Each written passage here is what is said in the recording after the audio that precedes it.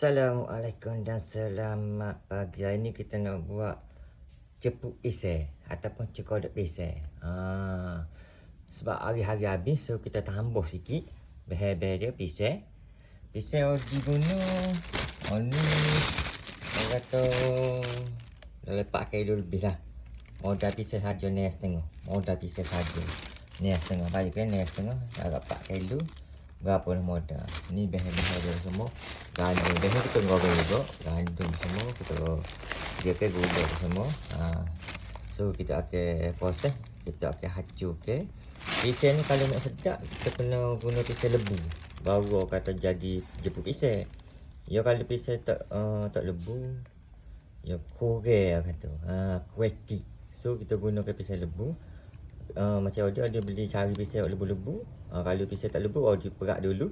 Biar jadi lebu. So yang mana tengok video ni, ajar tengok video. Assalamualaikum.